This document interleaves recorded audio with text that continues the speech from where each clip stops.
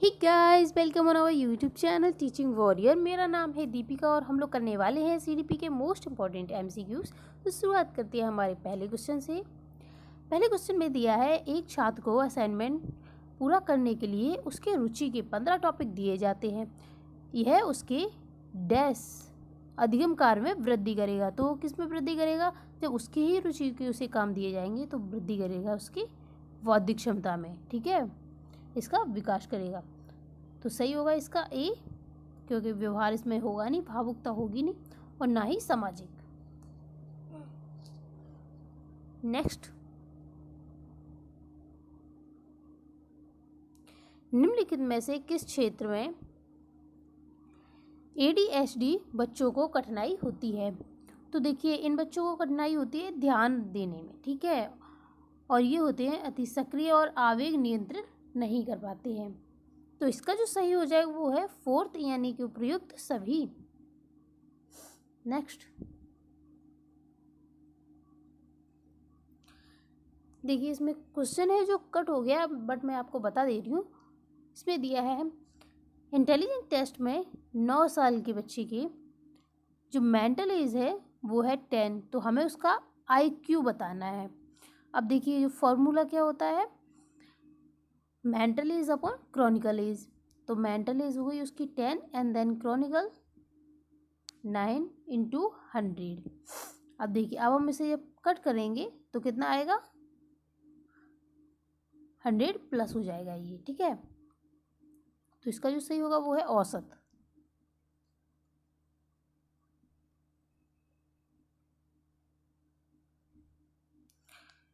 विकास का कौन सा सिद्धांत विकास में सामाजिक संबंधों पर भी ध्यान केंद्रित करता है?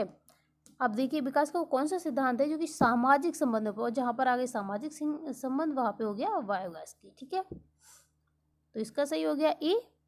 नेक्स्ट, छात्रों को कक्षा में लोहे की धातु के उपयोग को सूचीबद्ध करने के लिए कहा जाता है। एक शिक्षक को यह जांचने में मदद करेगा कि छात्रों में निम्नलिखित में से कौन सी रचनात्मक क्षमता है। तो बताइए, उनमें कौन सी रचनात्मक क्षमता होगी? तो उनमें जो क्षमता होगी वो होगी प्रवाह। ठीक है, फ्लुएंसी। इसका सही है फोर्थ। नेक्स्ट,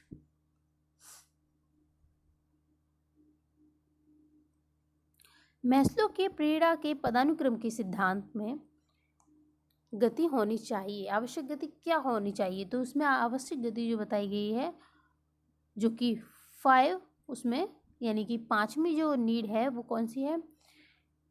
आत्मसिद्धि की। ठीक है, यानी कि सामाजिक आवश्यकताओं से आत्मसिद्धि तक क्या है, इस तरीके से है हायरार्की। और जो 5वीं है वो कौन सी है? आत्मसिद्धि। ठीक है, नेक्स्ट,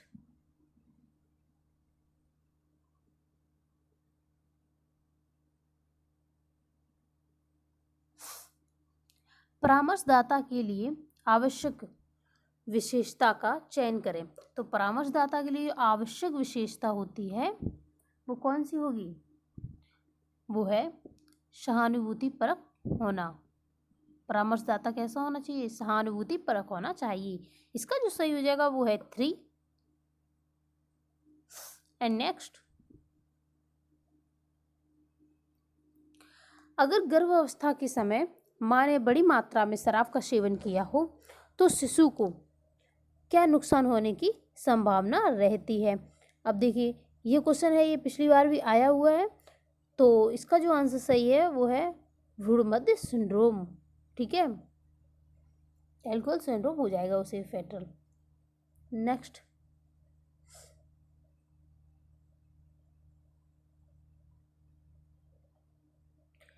छात्र के उद्दंड हो जाने की स्थिति में एक शिक्षक को किस रणनीति का उपयोग करना चाहिए? तो उसे देखिए, हम दंड देंगे नहीं, उसके साथ वाद विवाद भी नहीं करेंगे, आश्चर्यचकित कर देना ये भी कोई सही बात नहीं है। जो सही है वो ये है, यानी कि कक्षा के नियमों को याद दिला देना उसे। ठीक है, तो इसका जो सही हो जाएगा वो है सेकंड। नेक्स्ट,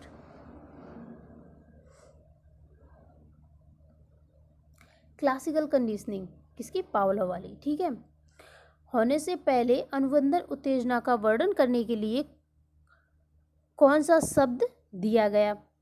तो अनुबंधित उत्तेजना का वर्णन करने के लिए दिया गया था तटस्थ उत्तेजना। ठीक है, तो इसका जो सही हो जाएगा वो है फोर्थ। नेक्स्ट,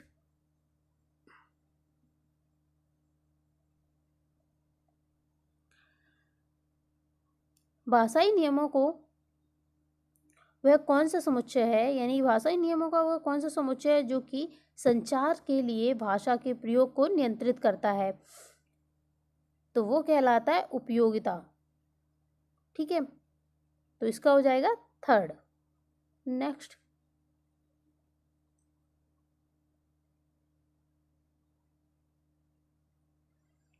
छह महीने की आयु तक शिशु शिवाय डैश के निम्नलिखित करने में सक्षम होते हैं। अब 6 महीने का बच्चा है, वो क्या नहीं कर पाता है, बाकी क्या कर पाता है? तो पहला दिया है तुतलाना, दूसरा दिया है पीठ के बल चलना, ठीक है, यानी कि क्रॉलिंग करना, या फिर बैठना, या फिर ठोस पदार्थ खाना। तो डैश के सिवाय, तो वो देखिए वो क्रॉलिंग नहीं करता है। ठीक है,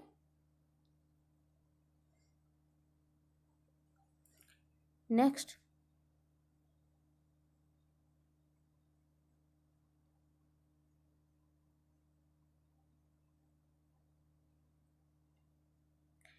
जब सामाजिक मान्यताओं को एक पीढ़ी से दूसरी पीढ़ी में स्थानांतरित किया जाता है तो इसका हिस्सा बन जाता है। अब हमें बताना है कि जब सामाजिक में जो एक पीढ़ी से आने वाली मान्यताएं हैं, सामाजिक मान्यता, वो जब दूसरी पीढ़ी में जाती हैं तो उनसे ये किसका हिस्सा कहलाती हैं?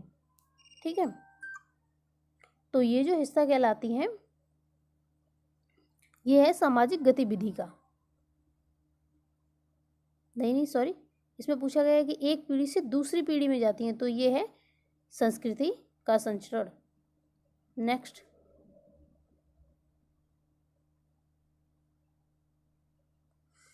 व्यक्तित्व को डैश दृष्टिकोण के आधार पर मापा जाता है। अब हमें बताना है कि व्यक्तित्व को किस दृष्टिकोण के आधार पर मापा जाता है। तो इसे मापते हैं हम नियमोन्वेषण पागम की तरीके से। ठीक है, यानी कि नोमोथेटिक। इसका जो सही हो जाएगा वो है फोर्थ। अब देखते हैं नेक्स्ट,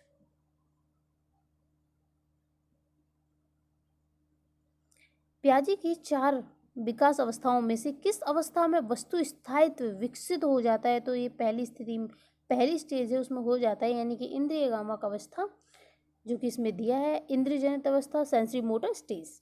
नेक्स्ट,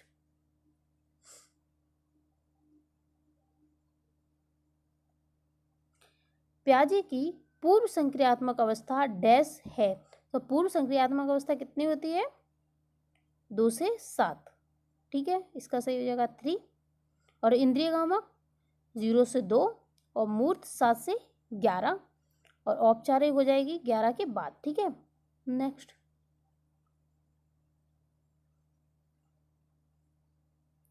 किसने कहा बुद्धिमत्ता समस्याओं को हल करने या कम से कम एक संस्कृति या समुदाय में मूल्यवान उत्पादों को बनाने के लिए कुछ तरीकों की जानकारी को संसाधित करने की जैव मनोवैज्ञानिक क्षमता है? तो देखिए बुद्धिमत्ता के बारे में बोला गया है। अब सोचिए कौन होगा? ये बोला है गार्डनर ने। ठीक है, इसका जो सही हो जाएगा वो है ए। अब देखते हैं नेक्स्ट, मनोलैंगिक विकास सिद्धांत के अनुसार एक विशेष चरणों में सफलतापूर्वक करने की विफलता के परिणाम स्वरूप होगा। अब हमें इसमें यह बताना है कि मनोलैंगिक विकास के सिद्धांत के अनुसार एक विशेष चरण को, जब हम एक विशेष चरण को सफलतापूर्वक पार कर लेते हैं तो कौन कौन सी विफलता स्वरूप आती हैं? ठीक है, तो इसमें कौन सी आएंगी? इसमें आती हैं स्थिरीकरण। ठीक है, स्थिरीकरण आता है इसमें, फिक्सनेशन। ठीक है, अब ये क्या होता है? देखिए फिक्सनेशन का मतलब है कि हम किसी भी एक चीज़ को निश्चित कर दें। जैसे मैं एक हाथ से अगर लिख रही हूँ तो मैं ये सोचूं कि सिर्फ और सिर्फ इससे मैं लिख सकती हूँ, तो इसे क्या देते हैं? फिक्सीकरण। नेक्स्ट,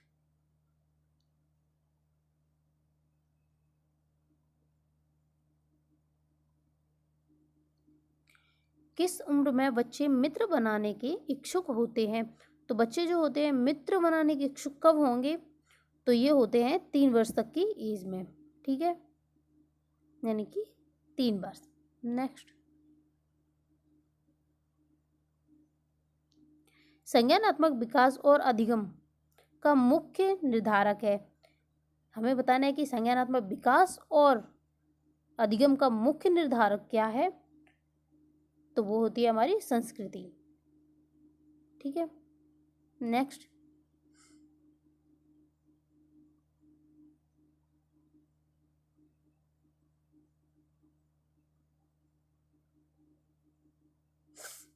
यदि एक बच्चे को शब्दों को कागज पर लिखने में कठिनाई होती है तो यह अधिगम अक्षमता के कारण होता है। लेखन के साथ संघर्ष करने वाले बच्चों का समर्थन करने के लिए कक्षा में लागू करने हेतु सबसे अच्छी अनुदेशनात्मक रणनीति क्या होगी? तो पहला दिया है कि कार्य पर अधिक समय प्रदान करना। दूसरा दिया है 1-on-1 सहायता प्रदान करने के संसाधन में समय की विस्तारण अवधि प्रदान करना। फिर तीसरा दिया है लेख समय के दौरान सहकर्मी ट्यूशन प्रदान करना। और जो आखिरी है उसमें दिया है संचार के साथ मदद करने के लिए विस्तृत निर्देश एवं ग्राफिक योजनाएं प्रदान करना। तो बताइए इसमें कौन सा सही हो जाएगा? तो इसका जो सही हो जाएगा वो हो जाएगा 4th, ठीक है, यानी कि संचार के साथ मदद करने के लिए विस्तृत निर्देश और ग्राफिक योजनाएं प्रदान करना। नेक्स्ट,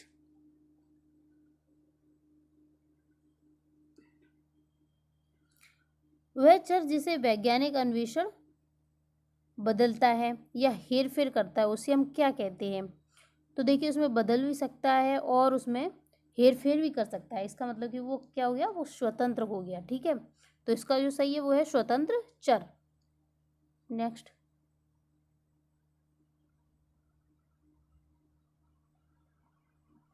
बच्चों के दिमाग में बनने वाले मानसिक नेटवर्क को किस रूप में देखा जाता है? तो इसे हम देखते हैं स्कीमा के रूप में, ठीक है। किसे? स्कीमा के रूप में देखते हैं। और किसने दिया था? ये जीन पियाजे ने। किसमें? संज्ञानात्मक विकास के सिद्धांत में, जिसमें उन्होंने कुल 4 अवस्थाएं बताई हैं। नेक्स्ट है पावलो के क्लासिकल कंडीशनर में क्लासिकल जो कंडीशनिंग थ्योरी है उसमें उन्होंने किस जानवर पर प्रयोग किया है? तो उसमें उन्होंने प्रयोग किया है कुत्ते पर, ठीक है। इसके लिए उन्हें पुरस्कार मिला था कब? 1904 में नोबेल पुरस्कार से सम्मानित किया गया था। नेक्स्ट, एरिक्सन के मनोसामाजिक विकास के किस चरण में प्रतियोगिता की भावना का विकास सम्मिलित होता है? तो ये होता है उद्योग बनाम हीनता में, ठीक है। इसका सही हो जाएगा ए। नेक्स्ट,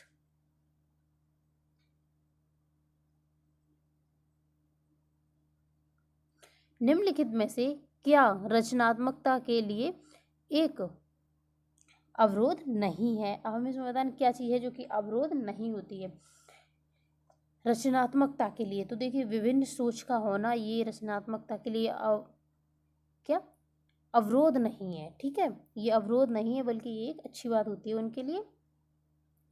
तो इसका हो जाएगा फर्स्ट। नेक्स्ट,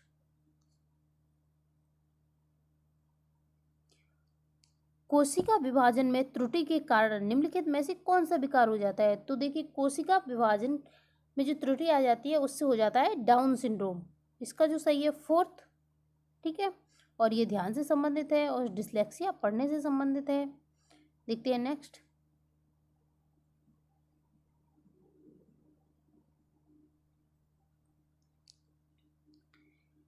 वह प्रथा जो समाज में शक्तिशाली पुरुषों की प्रभावी स्थिति को वैध बनाती है और आम पुरुष आबादी और महिलाओं की अधीनता को औपचारिकता प्रदान करती है, ठीक है।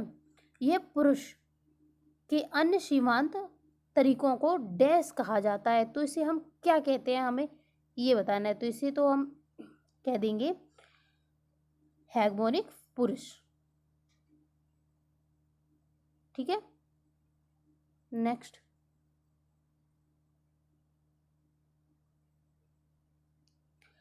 पाठ्यक्रम से क्या मतलब होता है? तो पाठ्यक्रम से क्या मतलब होता है, पहले में दिया है कि विद्यालय में गतिविधियों का समग्रता, या फिर वार्षिक अध्ययन की समग्रता, या फिर बच्चों के पाठ्यक्रम से अधिगम करता है, या पूरे वर्ष में शिक्षकों द्वारा छात्रों को पढ़ाए जाने वाले पाठ्यक्रम को इंगित करता है। तो इसका जो सही हो जाएगा वो है फोर्थ, यानी कि पूरे वर्ष भर शिक्षकों द्वारा छात्रों को पढ़ाए जाने वाले पाठ्यक्रम को ये इंगित करता है, क्या? पाठ्यक्रम। नेक्स्ट है,